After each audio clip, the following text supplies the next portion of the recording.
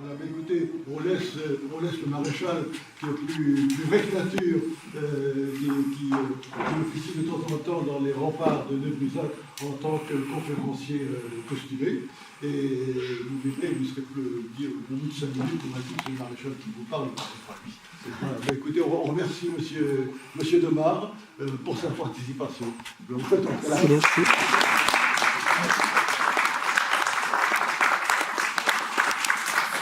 Douai, 1667, les remparts de Douai, où un tir d'arquebuse malencontreux va ricocher sur un tronc d'arbre et revenir m'écorcher la joue, manquant de peu mon œil et ma pauvre cervelle. Ah, la perruque en m'envolait ce jour-là. Merci, monseigneur, merci pour votre superbe raison, et à bientôt. En tout cas, merci de l'avoir accueilli, c'est très gentil à vous. Merci. Mais je pourrais dire presque mes chers enfants, parce que depuis tous ces siècles qui sont écoulés, 3 siècles et un peu plus après mon trépas, hier en 1707, moi, Sébastien Leprestre, marquis de Vauban, vous voyez combien je suis heureux, combien je suis... C'était inattendu pour moi que de pouvoir vous saluer et vous accueillir dans notre superbe château de Bazoches, ma belle demeure d'autrefois, que j'avais par la force des choses si peu fréquentée. Il faut dire que j'étais toujours parti. Un jour, mon épouse Jeanne, Madame Donnet, Jeanne Donnet, dira à ses servantes et ses suivantes: je crois que j'ai épousé un véritable courant d'air. Mais que voulez-vous, c'est ainsi que les choses vont. Et ce soir, je vais donc avoir le plaisir, le bonheur, l'avantage de vous conter et de vous citer, surtout des passages de tous mes écrits, parce qu'il me fallait beaucoup penser à beaucoup de choses. Je n'ai pas fait que fortifier, batailler, mais j'ai dû aussi m'interroger sur tous les travers de notre monde de cette époque, dont Sa Majesté était en partie responsable pour m'avoir certes entendu, peut-être lu, mais très peu écouté. Alors, si vous le permettez, mes chers amis, permettez que j'adresse quelques mots à Sa Majesté. Il y a 3 siècles de cela, pas toujours pour jour, notre roi Louis Dieudonné le Grand, le XIVe, trépassait ce 1er septembre 1715. Je dois quand même lui dire quelques mots parce que j'ai quand même un peu quelques petites rodomontades à lui faire. Vous devez bien me pardonner, mais moi, monsieur de Vauban, j'ai toujours été droit, loyal, j'ai toujours dit et écrit ce que je pensais. En bien des occasions, le roi a pu réfléchir, mais c'était, j'estimais, de mon devoir. Et toute ma vie durant, je ne ferais que me soucier du bien-être du peuple de notre royaume de France de cette époque, dont je vais vous dépeindre un peu ce soir, en quoi j'avais aussi voulu faire avancer la France pour avoir un peuple qui soit fier de son pays, fier de son roi et de son royaume. Ça n'a pas été malheureusement le cas. Voici, souffrez, Majesté, que je me permette de vous adresser ce très modeste écrit. Peut-être allez-vous penser encore un de votre part, Monseigneur.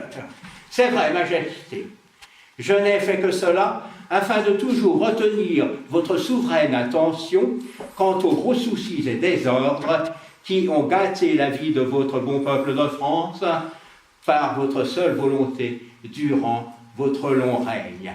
Et il y a 3 siècles exactement, vous trépassâtes au prix d'insupportables souffrances auxquelles je compatis et durant lesquelles j'ose espérer qu'elles vous ont laissé le temps d'expier vos lourdes fautes. Pourtant, moi, monsieur de Vauban, en rédigeant mes nombreux mémoires, j'avais pensé qu'après mon trépas, 8 années avant vous, vous pourriez enfin tenir compte de mes bons conseils et à propos de vos méprises, comme le renvoi des Huguenots, qui était chose bien inutile. Je reparlerai ce soir de ces problèmes de migration qui se vivent aujourd'hui dans ce bon 21e siècle naissant. Nous avons également, mon vilain coup de poitrine m'a rattrapé, comme quoi ça nous ne guérit jamais de ces choses, même si on en trépasse. Mais enfin, bon, c'est comme cela, c'est l'aventure qui me poursuit. Donc j'ai cité le renvoi des Huguenots, les lourdeurs des impôts. Il paraît qu'aujourd'hui, vous payez encore des impôts. Ils ne baissent point, là, pour rapporter. Mais vous ne payez plus l'impôt sur le sel, pourtant, la gabelle. Vous ne payez plus l'octroi, en passant chaque ville, avec vos marchandises. Oui, je sais. Vous avez affaire, quoi que vous achetiez, quoi que vous rendiez, à la très vilaine, à la taxe vilainement ajoutable, la TVA, la taxe vilainement ajoutable. Mais que voulez-vous, que pourrais-je y faire aujourd'hui?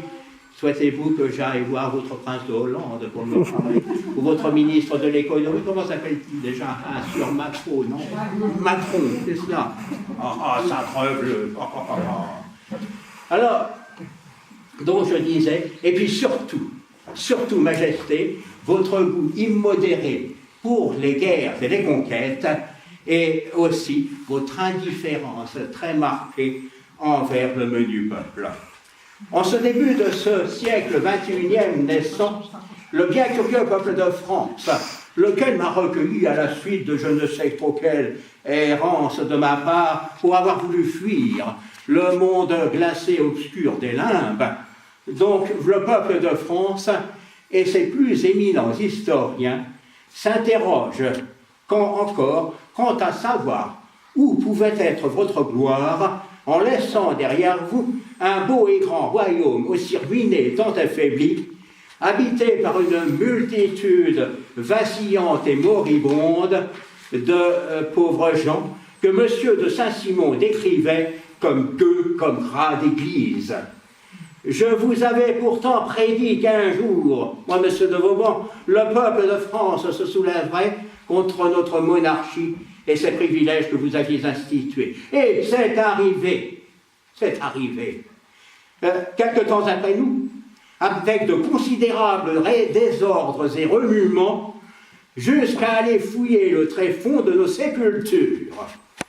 Souffrez, Majesté, que j'explique ce soir au jeune monde de France qui m'entoure présentement, en quoi la distance qui séparait nos regards sur les choses avait fait toute la différence. Votre regard, Majesté, sur votre monde, et mon humble regard sur notre monde. Ce n'est point de la même espèce. Souvenez-vous que je vous avais écrit « Il n'y a guère de gloire, là où il n'y a guère de bonheur. » Mais selon votre volonté, c'est ainsi qu'il en fut. Et si je puis vous rassurer, le bien curieux peuple de France de ce début de siècle XXIe naissant connaît, 3 siècles après nous, mais avec toutefois une aisance de vie ô combien considérable, qui puis leur rendre leur quotidien ô combien surprenant à mes yeux. Et c'est en quoi, Majesté, je m'en vais les rejoindre présentement en vous laissant à votre éternité. Que celle-ci vous soit douce. Adieu, Majesté, et paix à votre âme. Vous avez ici ma fille aînée, Charlotte de Vauban, et plus tard, Dame de Mérigny.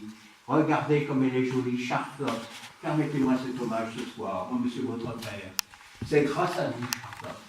Si ce soir, et grâce à votre descendance, si ce soir, nous sommes tous réunis ici, et c'est tout à votre honneur, Charlotte. Reposez en paix. Peut-être qu'un jour vous pourrez venir à mes côtés, mais c'est pas facile de sortir de tout ça. Vous avez vu comme elle est belle, elle est jolie, elle est radieuse, fraîche, douce, comme un beau matin de printemps.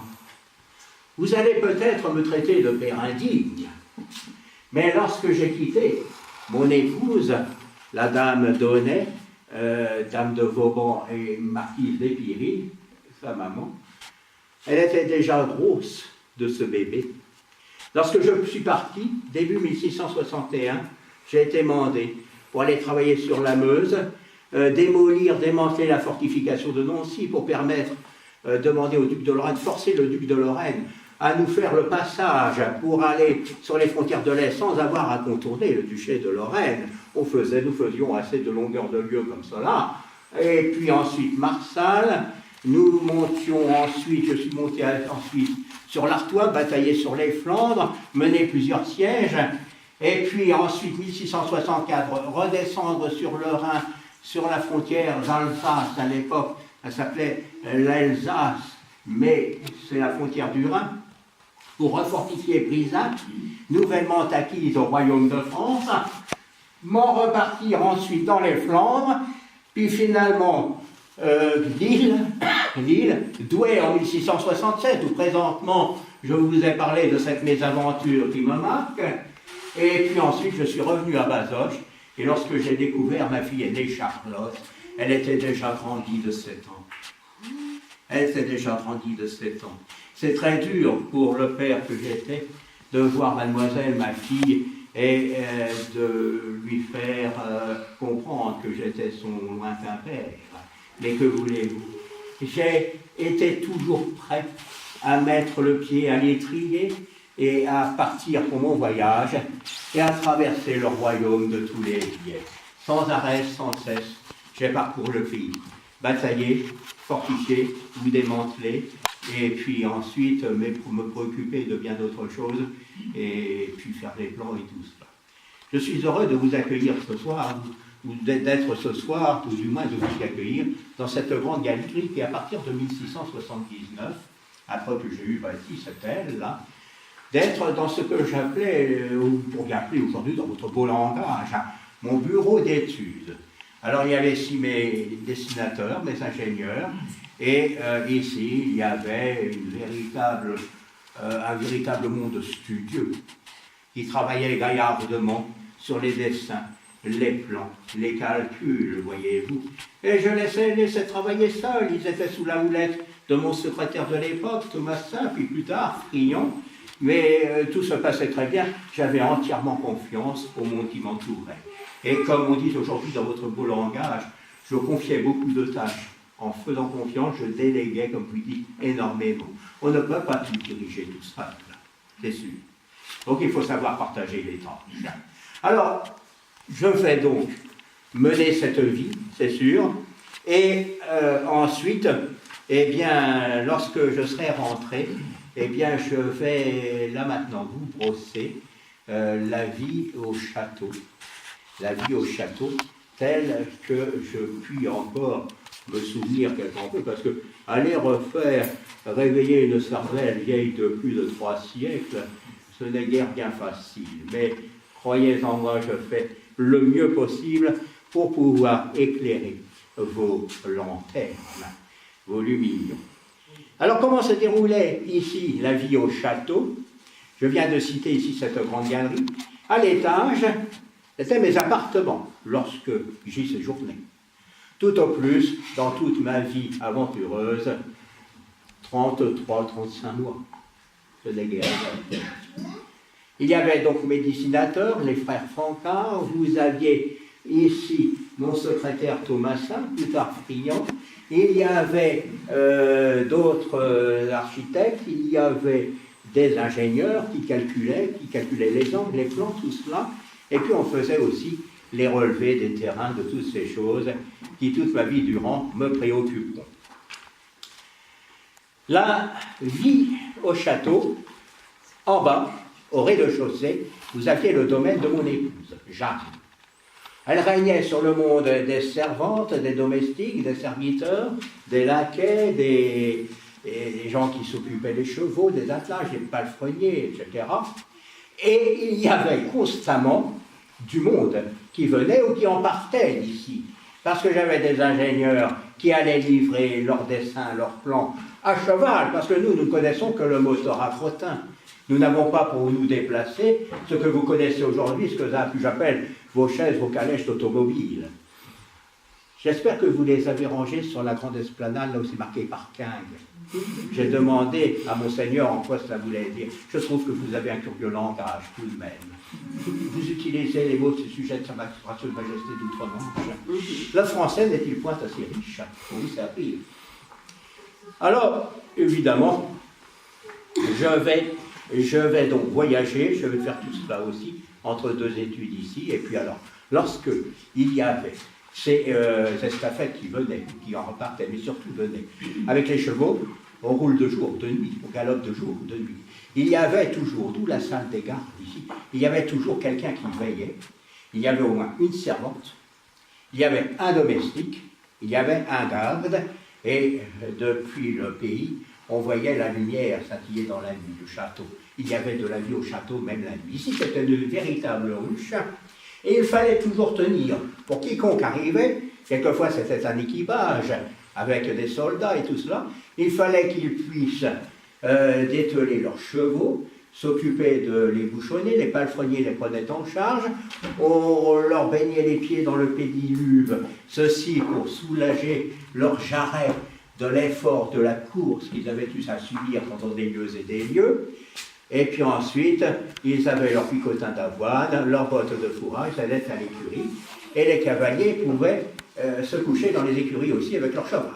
Ça leur tenait chaud, surtout l'hiver. Mais, ces gens avaient besoin aussi de faire un peu de toilette. Ici, nous avons de l'eau claire, nous avons de l'eau de source, le pédiluve en est une, l'eau de source. Donc on se lave à l'eau claire ici. Ils faisaient la toilette, on leur servait à manger. Il y avait toujours le feu dans l'âtre. On pouvait leur réchauffer une soupe d'un jour ou deux qui dormait dans la cave au frais en dessous. Et tout s'organisait comme ceci. On pouvait leur servir un carteron de lard avec des herbes fines. On pouvait leur servir aussi, leur faire cuire des œufs, tout cela. Et tout cela vint ainsi. La vie du château est réglée comme ceci. Au dehors, cette grande esplanade que vous avez vue, elle a été quelque peu remaniée depuis. Mais moi, monsieur de Vauban, j'avais appris de monsieur mon père, Urbain le prêtre de Vauban, la science des arbres fruitiers, il m'avait enseigné tout cela. Donc ici, il avait planté des arbres, on a ici donc un vaste verger. Et comme on a un verger avec des belles fleurs au printemps, nous avons aussi des abeilles, nous avons un rucher, c'est Maître Antoine ici qui s'occupe des ruches, ici il entend parfaitement, et puis il aide aussi les jardiniers qui cultivent le potager. De temps à autre, il m'arrive de faire venir de Versailles, du jardin du roi, du potager du roi, quelques plantes potagères nouvelles, comme l'artichaut, nouvellement. Et ça, c'est M. Delin-Cratini, le jardinier de Versailles, le jardinier potager de Versailles, qui va me faire envoyer de temps à autre de ces nouveautés. L'artichaut, qui est pour la cour de Versailles, réputé pour avoir des vertus aphrodisiaques. Bon, je ne sais pas ce que vous en pensez vous-même, je sais que vous consommez bien l'artichaut. Mais bon, si ça vous fait quelque chose, dites-le moi au passage, je ne dis jamais rien, pas trouver de différence. On découvre l'asperge, nous allons découvrir les griffes d'asperge, tout ça, et tout cela, je vais aussi faire en sorte qu'on en ait au potager. On a tous ces légumes, on a tous ces raves, toutes ces plantes. Oui, c'est une chauve-souris. N'ayez pas peur, madame, j'en ai vu des quantités pendant tous mes voyages. Et en visitant mes galeries de mes fortifications. Ah oui, mais ce sont des bestioles charmantes. Maître Christophe, vous essayez, non, c'est maître, vous essayez de la faire sortir, mais pourvu qu'elle ne se prenne pas dans ma crinière.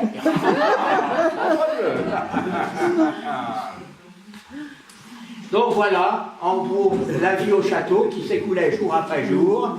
Et moi, monsieur de Vauban, quel que soit l'endroit où j'étais, à quel endroit du royaume, j'écrivais tous les jours, constamment, je donnais de mes nouvelles. Les nouvelles arrivaient bien sûr, pas plus vite que le pas, le galop au lieu du cheval. 20 de vos kilomètres à l'heure. J'ai dû me convertir un petit peu à vos mesures actuelles. Ce n'est pas énorme, mais ça se faisait. Nous, je vois, aujourd'hui, vous avez de ces moyens formidables, vous avez vos machines que vous collez à votre oreille, vous racontez à longueur de journée votre vie à je ne sais qui, en arpentant les trottoirs de vos rues. Vous avez ces machines que vous nommez, m'a-t-on dit, ordinateur. J'ai essayé de l'utiliser, mais avec mes gros doigts de seigneur Bourguignon, j'appuie sur 2 ou 3 touches à la fois, mais pourquoi vous avez donc, mais vous avez des machineries et des machinages considérables qui reviendraient un peu plus loin. Alors, nous avons ça, et on communique comme on peut, simplement par les écrits, par tout cela. Et nous avons un colombier avec des pigeons voyageurs. L'usage du pigeon voyageur est déjà une très vieille pratique qui remonte à l'Antiquité. C'était déjà connu. Alors ça nous aide bien parce que pour aller en des contrées difficiles, par exemple en Dauphiné, d'où venez-vous, mes chers amis? Vous venez du royaume, de différents endroits?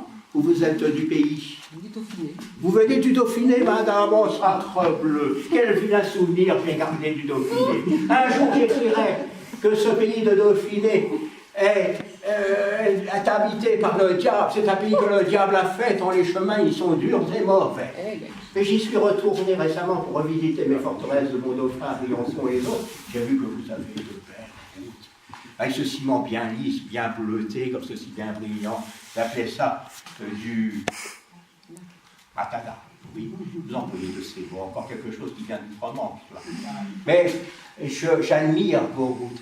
Je vais vous dire quelque chose. Au début que je suis revenu dans votre monde, c'était un nobrisme.